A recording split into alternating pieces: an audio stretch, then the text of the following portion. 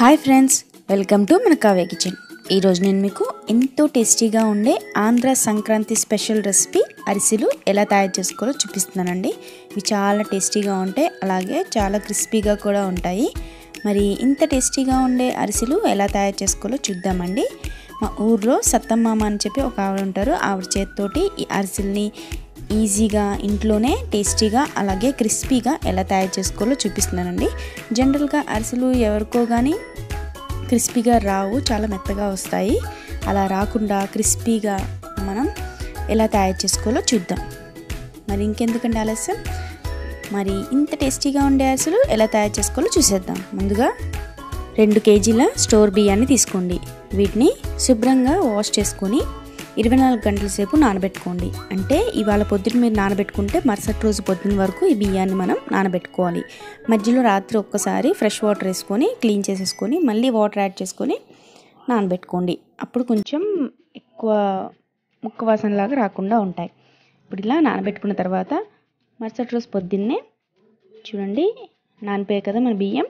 వీటిని వాటర్ అంతా తీసేసి ఒట్టి బియ్యం మాత్రమే ఉంచుకోవాలండి. ఎక్కడ చుక్క నీరు కూడా ఉండకుండా వడగట్టుకోవాలి. చూడండి ఇలా అసలు ఎక్కడ అలా అని చెప్పి క్లాత్ మీద వేసి కనుక ఆరబెట్టకండి, ఇలాగే నీరంతా తీసేసుకోవాలి. చూడండి ఇలా ఎక్కడ చుక్క నీరు లేకుండా ఈ బియ్యం మొత్తం మనం వడగట్టుకోవాలి. చూసారా, ఎక్కడ నీరు లేదు. మనం బకెట్లో వంచి చూసినా కానీ మనకి ఎక్కడ అసలు నీరు లేదు అన్నట్టుగా ఉండాలండి, లేకపోతే మనకి అరిసెలు సరిగ్గా రావు. చూసారా, ఎక్కడ వాటర్ లేదు కదా. ఇప్పుడు దీన్ని మనం బయట అరిసెలు పిండి పట్టే మిషన్ ఉంటుందండి, దాంతో మెత్తగా ఇలా పిండిలా పట్టించుకోవాలి. చూడండి ఎంత మెత్తగా పట్టించుకున్నారు, చూసారు కదా. ఇంత మెత్తగా పట్టించుకుంటేనే మన అరిసెలు బాగా వస్తాయి. ఇప్పుడు దీన్ని ఎక్కడైనా సన్నగా రవ్వ ఉంటే కనుక పోవడం కోసం సన్న జల్లెల్లో వీటిని జల్లించుకుందాం.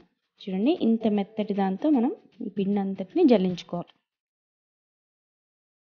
చూడండి ఇలా కొంచెం కొంచెం పిండి మొత్తాన్ని జల్లించుకోండి.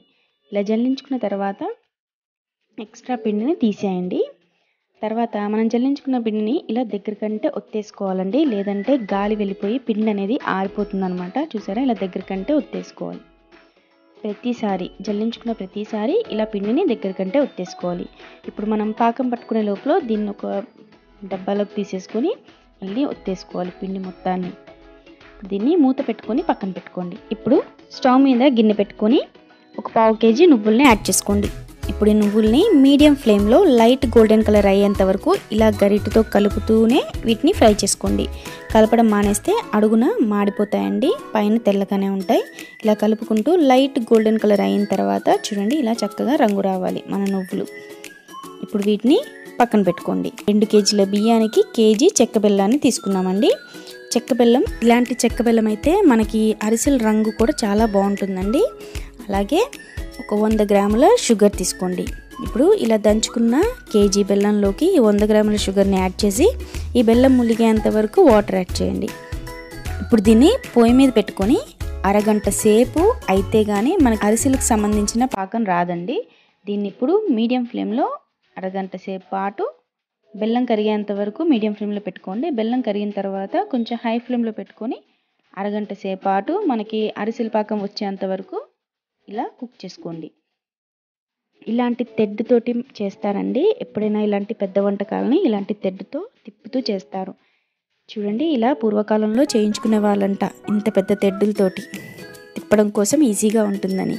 ఇప్పుడు దీన్ని ఇలా తిప్పుకుంటూ మనకి కావాల్సిన పాకం వచ్చేంత వరకు దీన్ని తిప్పుకోండి. ఇంచుమించు ఒక అరగంట సేపు పడుతుందండి మనకి అరిసెల పాకం రావడం కోసం. చూడండి ఇలా తిప్పకపోతే పైకి పొంగిపోతుంది అనమాట. ఎప్పుడు అరిసెలు చేసినా కానీ కనీసం 2 ఉంటేనే మాత్రమే ఈ అరిసెల్ని మనం చేయగలమండి, ఒక్కరితోటి అస్సలు చేయలేము. ఇలా తిప్పుతూనే ఉండాలి కాబట్టి ఒకరు ఈ పని చేస్తుంటే మిగతా వాళ్ళు మిగతా పనులు చేసుకోవచ్చు. ఇప్పుడు ఒక 10 యాలకులు తీసుకోండి. అలాగే 2 టేబుల్ స్పూన్ల షుగర్ని వేసుకొని దీన్ని కూడా ఫైన్గా పౌడర్ చేసుకోండి. మీరు మిక్సీలో కూడా దీన్ని పౌడర్ చేసుకోవచ్చు.